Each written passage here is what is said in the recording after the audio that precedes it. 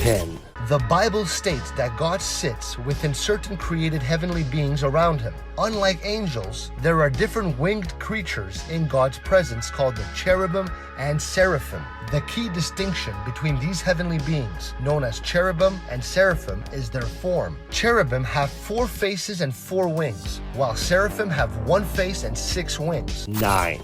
As far as hell is concerned, do you know who it was prepared for? Matthew 25 verse 41 states, "Then shall he say also unto them on the left hand, Depart from me, ye cursed, into everlasting fire, prepared for the devil and his angels." 8. How much do you really love God? And thou shalt love the Lord thy God with all thy heart, with all thy soul, with all thy mind, with all thy strength. This is the first commandment. This is what God wants of your own free will. I don't believe in God. Tough beans, he exists. Read Genesis 1:1. In the beginning, God. That's not a suggestion, and that's not trying to prove the existence of God. It's stating as a fact, in the beginning, God. There was a God, this is what he did. Either you believe it or you don't believe it. You don't believe it, not a problem. Look at the first series. What do you believe? Where did you get it from? How did you come to that point where you don't believe? Who said what when?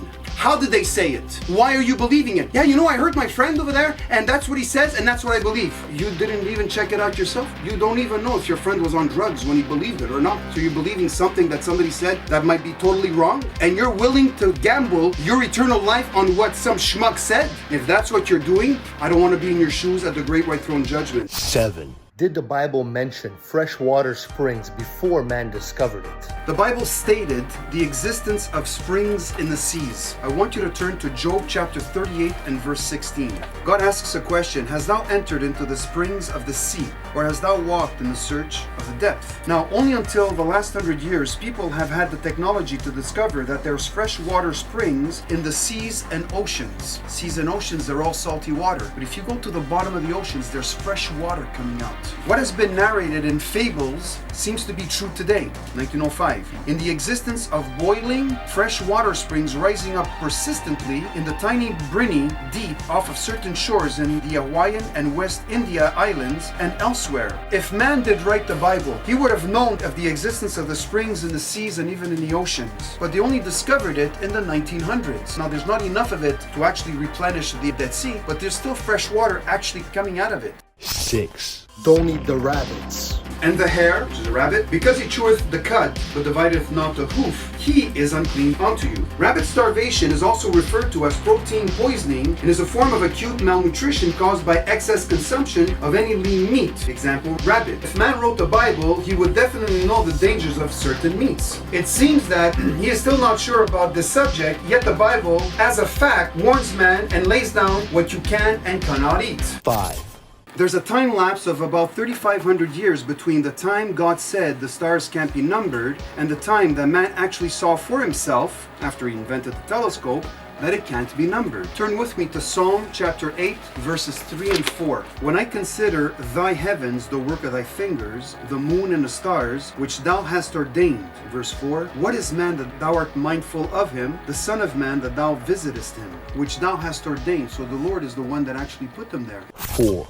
The Bible is God's letter to humanity. A preacher once said this, the Bible is an acronym. The Bible is basic instructions before leaving Earth. You want to know where you're going in the afterlife? Read the Bible. 3. Be vigilant about who's around you.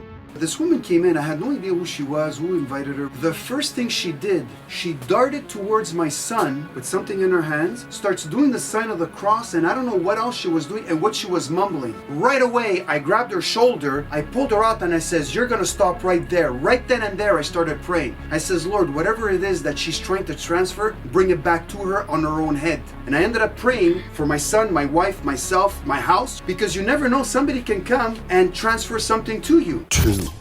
Don't be a popcorn. It is a little knowledge of science that makes you an atheist. And it is an in-depth study of science that makes you a believer in God Almighty. You got a little bit of science and that makes you an atheist, and this is what you're shoving down the Christians' throats? Good for you. Good for you. You're gonna look like a freaking piece of popcorn popping up in hell. 1. Which God, Christianity or Islam, became flesh? Emmanuel means God with us. In Matthew 1:23 is Jesus' nature.